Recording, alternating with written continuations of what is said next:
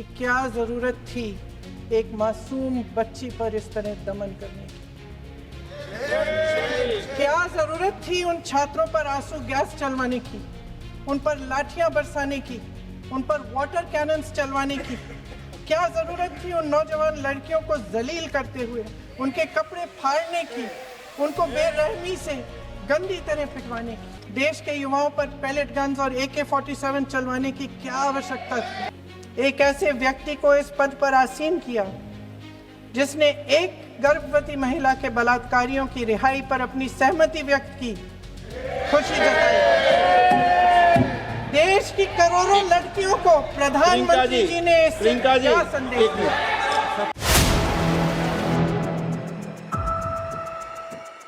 श्रीमती प्रियंका गांधी वाड्रा। श्रीमती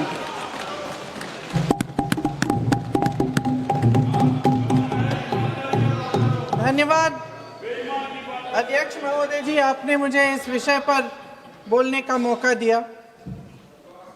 कुछ दिनों पहले हम राम मनोहर लोहिया अस्पताल गए थे। पुलिस लाठीचार्ज में घायल दिल्ली की उस छात्र की स्थिति जानने के लिए जो ICU में अपनी जिंदगी की सबसे बड़ी लड़ाई लड़ रही है।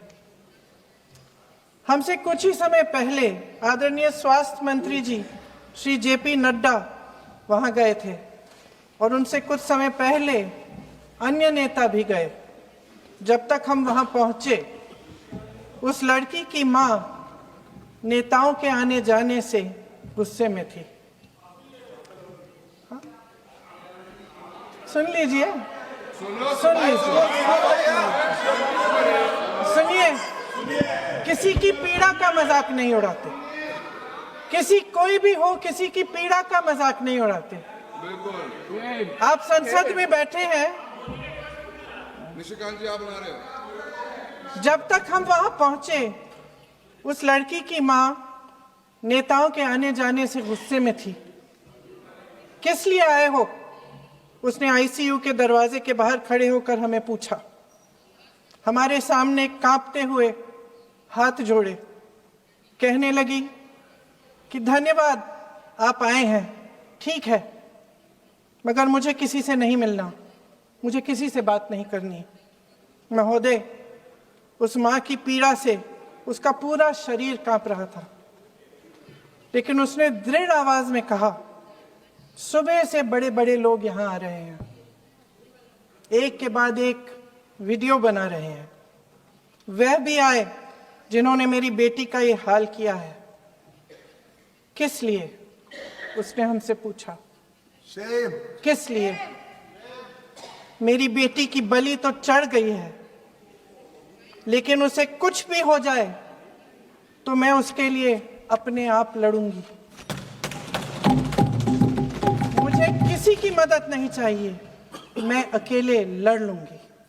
महोदय, शायद मुझे यहाँ खड़े होकर सबके सामने ये बात नहीं कहनी चाहिए, मगर उस माँ की गुहार ने मुझे शर्मिंदा किया।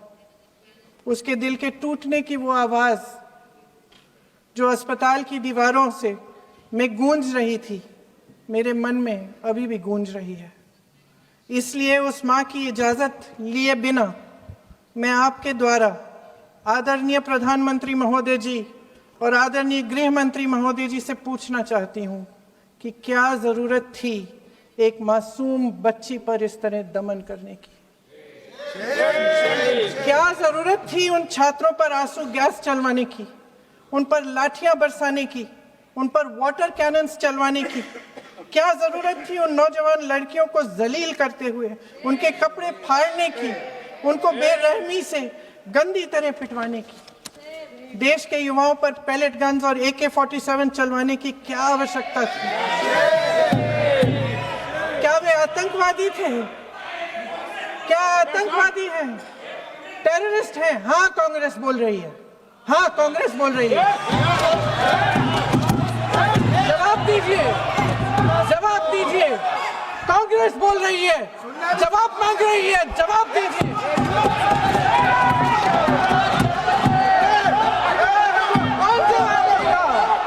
कौन जवाब देगा? गृह मंत्री जी जवाब देंगे। किसने ऑर्डर दिया? किसने ऑर्डर दिया पेलेट गन्स चलाने के लिए? किसने ऑर्डर दिया?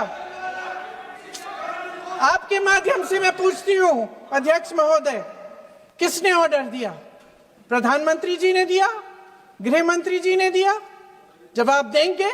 पूरा देश पूछ रहा है, सिर्फ कांग्रेस पार्टी नहीं पूछ रही है, पूरा देश पूछ रहा है। अध्यक्ष महोदय, देश के माता पिता पूछ रहे हैं, छात्र पूछ रहे हैं, अध्यापक पूछ रहे हैं, पूरा देश आज ये पूछ रहा है। और आपकी जिम्मेदारी बनती है कि आप इस सवाल का जवाब दें। क्यों डरते हैं आप इस देश के नौजवानों से? क्यों डरते हैं आप इस देश की बुलंद आवाज से? और उस आवाज को दबाने का हक आपको किसने दिया है? महोदय, ये सदन यहाँ बैठे हुए सांसदों की जागीर नहीं है, ये इस देश की अमानत है। यहाँ बैठे हम सब इस देश की जनता, इस देश के युवाओं, बुजुर्गों, गरीबों, अमीरों और सब धर्मों, सब वर्गों के देशवासियों के सेवक हैं। हम उनके प्रतिनिधि हैं और ये सत्ता हमें उन्होंने ही दी है।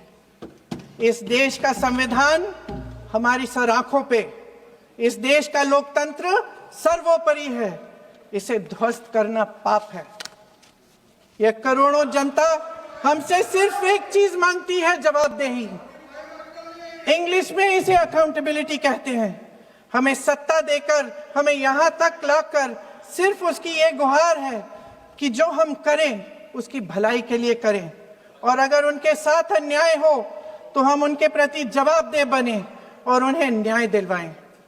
पिछले दिनों हजारों बच्चे सड़क पर उतरे, उन्होंने अपनी पीड़ा व्यक्त की। गांधी जी के दिखाए हुए रास्ते पर अहिंसा और सत्य को अपने दिलों में रखते हुए, गाते, मुस्कुराते हुए शांतिपूर्वक प्रदर्शन किया। लोकतंत्र के सबसे पवित्र सिद्धांत के तहत उन्होंने अपनी आवाज उठाने का अधिकार कायम किया। ये उस भारत के बच्चे हैं जो गांव में रहते हैं, जो महानगरों में रहते हैं, जो छोटे कस्बों में, छोटे शहरों में रहते हैं, जहां माँ अपने गहने बेच देती है, पिता अपनी जमीन गिरवी रख देता है, एक परिवार अपनी पूरी जिंदगी की कमाई बच्चे के सपने पर खर्च देता है। और अब उन्हीं बच्चों को लगने लगा है कि आज इस देश में मेहनत से ज्यादा बेईमानी मायने रखती है,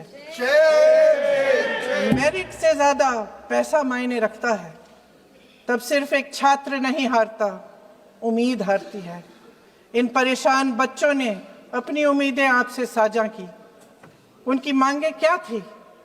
कि पेपर लीक करके उनके साथ जो बार बार अन्याय किया जा रहा है उस पर कार्रवाई की जाए, कि जो सिस्टम उनके भविष्य को कुचल रहा है उसे सुधारा जाए, कि जो माफिया उन्हें घेरे हुए है उसे हटाया जाए, कि जिस मंत्री के कार्यकाल में यह सब हुआ वह इस्तीफा दे, कि उन पर बर्बरता करने वालों पर कार्रवाई की जाए और उसके लिए माफी मांगी जाए। बस यही उनकी मांग थी ना, कि जो शिक्षा और स्वतंत्र अभिव्यक्ति का अधिकार उन्हें संविधान ने दिया है उसे कायम रखा जाए।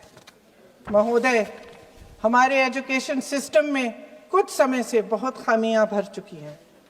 बच्चों पे जो प्रेशर डाला जाता है उसकी वजह से सैकड़ों बच्चों ने आत्महत्या कर डाली है।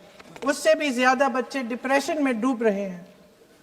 परिवारों पर बच्चों को पढ़ाने लिखाने के लिए घूस, capitation fees, tuition fees, coaching fees आदि के घिनौने दबाव हैं। लोन लेने पड़ते हैं, सामान बेचना पड़ता है और उसके बावजूद कोई गारंटी नहीं कि उनके बच्चों के भविष्य मजबूत बन पाएंगे, क्योंकि बेरोजगारी चरम पे है। इस सरकार ने रोजगार पैदा करने वाले सभी सेक्टर्स को लगातार कमजोर किया। एग्जामिनेशन सिस्टम खुद फेल हो गया है। पिछले दशक में 152 पेपर लीक हुए, 750 करोड़ छात्र प्रभावित हुए, मगर एक भी दोषी, एक भी माफिया को सजा नहीं।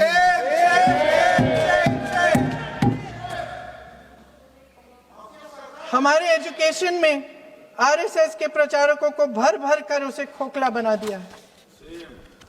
जबरदस्ती एनटीए बनवाकर सिस्टम का केंद्रीकरण करके उसे और भी उलझा दिया।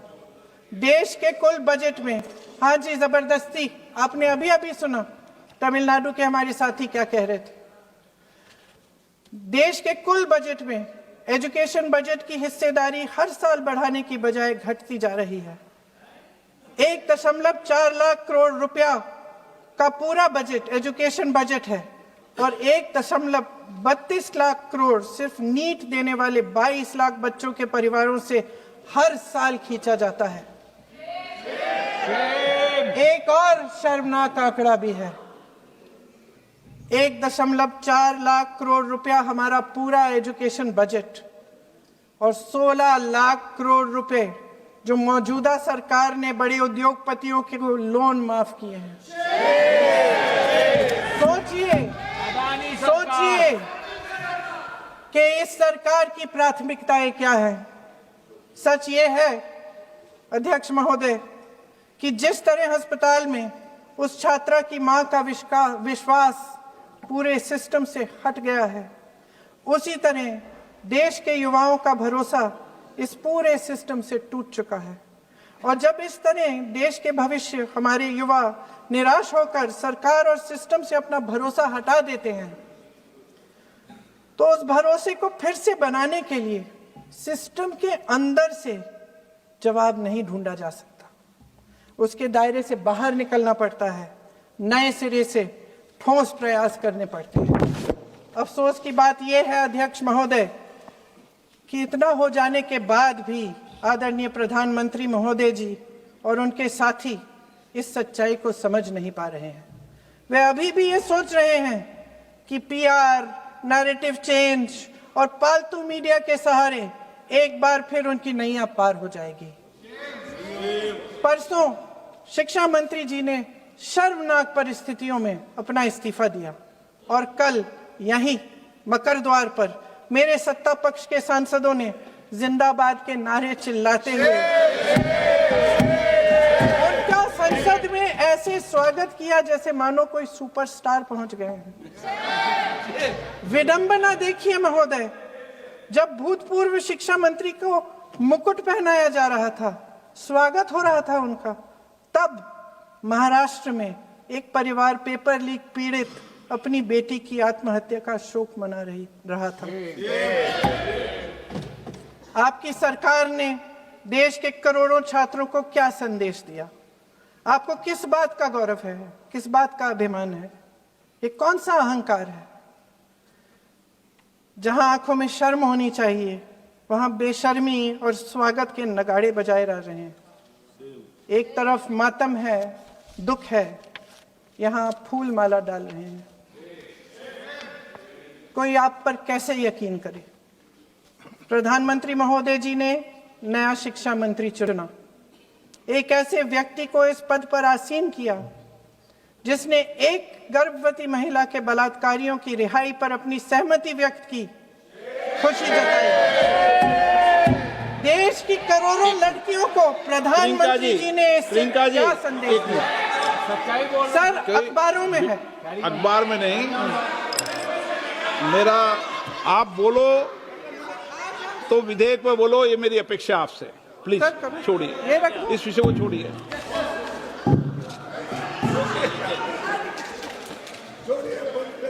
आज हम सदन पटल पर एक ऐसे विधेयक में संशोधन पर डिबेट कर रहे हैं जो 2024 में पारित हो चुका था और इसमें मुख्य संशोधन यही है कि पेपर लीक के अन्य अपराधों के लिए सजा बढ़ाई जाएगी। मगर जब से ये विधेयक पारित हुआ तब से अब तक इस सरकार ने एक भी अपराधी को सजा नहीं दी। आपने देखा है कि कल और परसों से फेस रिकॉग्निशन द्वारा प्रदर्शन करने वाले बच्चों के नाम और पते सार्वजनिक किए जा रहे हैं,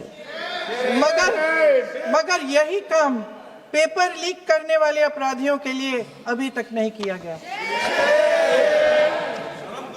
ना इस विधेयक में पेपर लीक रोकने के कोई ठोस कदम है।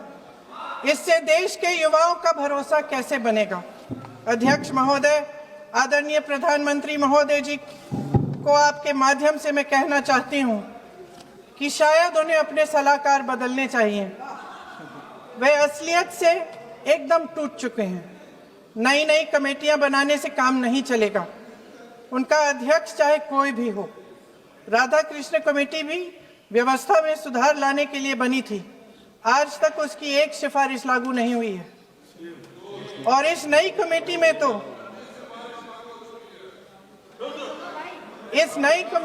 तो एक एक्स-आईबी चीफ,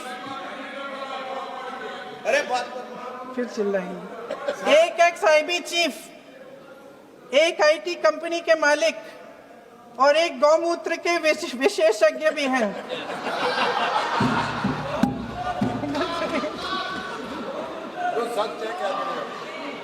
इन्हें शिक्षा के बारे में क्या पता जी? सच है। आप आज मेरे से नाराज हो रहे हैं। बस मुस्कुरा लीजिए। वो आपने भी चुनाव लड़ा।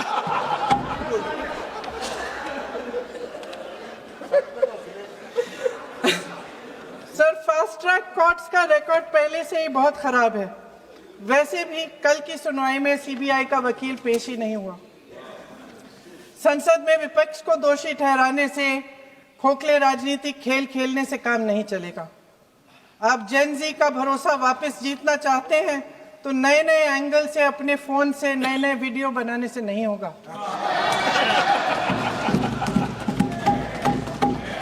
प्रधानमंत्री जी को कैमरे का एंगल नहीं, दिल का एंगल बदलना पड़ेगा। ये जेनरेशन जागरूक है, समझता है, झूठ पहचानने की उसकी अपार क्षमता है। इनका दिल और दिमाग जीतने के लिए आपको सच्चाई पर उतरना पड़ेगा। आपके शासन के चलते इस नौजवान पीढ़ी के साथ घोर अन्याय हुआ है, बर्बरता हुई है। इस सच्चाई को स्वीकार करिए। अपनी जिम्मेदारी से पीछे हटने से काम नहीं चलेगा। आदरणीय प्रधानमंत्री महोदय जी, आपको जिम्मेदारी लेनी पड़ेगी, ठोस कदम उठाने पड़ेंगे। शिक्षा विशेषज्ञों को इकट्ठा कीजिए, छात्रों, अध्यापकों, सभी स्टेक होल्डर्स को साथ लेकर, अन्य विचारधाराओं के थॉट लीडर्स के साथ गहरी चर्चाएं करवाकर एक नई शिक्षा प्रणाली तैयार कीजिए। मौजूदा नेशनल एजुकेशन पॉलिसी में 8 महीने तो एग्जाम चलते हैं, अध्यापकों को पढ़ाने का समय नहीं मिलता। सिर्फ आरएसएस के लोगों से भरने की बजाय सिस्टम को शिक्षित, एजुकेटेड, उन्नत और उदार दृष्टिकोण के लोगों से भी भरिए, जिनकी योग्यता सिर्फ उनकी विचारधारा न हो। रोजगार पैदा करने के सख्त कदम उठाइए, इस पर फोकस करिए। मेडिकल कॉलेजेस की संख्या बढ़ाइए, चिकित्सा शिक्षा का विस्तार कीजिए, ताकि ये बच्चे जो मेहनत कर कर के भी अपने भविष्य नहीं बना पा रहे हैं, एक उज्जवल भविष्य का सपना देख पाए। अध्यक्ष महोदय, छात्रों को सड़क से हटाया जा सकता है, लेकिन उनके सवालों को नहीं। हर लाठी जो किसी लड़की पर, किसी लड़के पर चली है, वे बच्चों की पीठ से ज्यादा सरकार की साख पर पड़ी है। देश के नौजवान न्याय मांग रहे हैं, भीख नहीं। वे यहां सरकार गिराने नहीं, अपना भरोसा बचाने के लिए आए थे। अध्यक्ष महोदय, आपके माध्यम से मैं सरकार को कहना चाहती हूं, अपनी साख बचाइए, अपनी नीयत ठीक करिए, अपनी अकड़ का इलाज कीजिए, अपने वादों पर अमल कीजिए। आपके शासन में हमने बड़ी बड़ी चोरियां देखी हैं। चुनाव में वोटों की चोरी,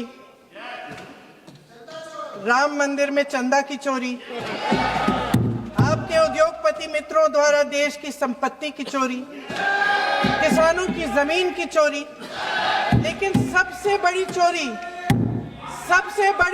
हाँ ठीक है, सबसे बड़ी चोरी तब हुई। कहिए, बोलिए।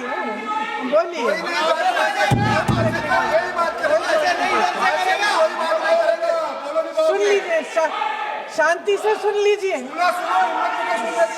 शांति से सुन लीजिए। आपको मौका मिलेगा, आप जितनी भी चोरियों की बात करना चाहते हैं आप कर लीजिए, अभी मेरा समय है। सबसे बड़ी चोरी तब हुई जब देश के नौजवानों के भविष्य, उनके सपने चुराए गए। भविष्य की चोरी, सपने की चोरी किसी भी चोरी से कहीं बड़ी होती है महोदय। अगर देश का युवा निराश हो जाए अगर देश का युवा निराश हो गया, उसकी उम्मीद टूट गई, तो सबसे बड़ी हार भारत की हार होगी। और हम कांग्रेस और विपक्ष के लोग जान दे देंगे, मगर भारत की हार नहीं होने देंगे। जय हिंद। सर अब तो मुस्कुरा लीजिए, भाषण खत्म।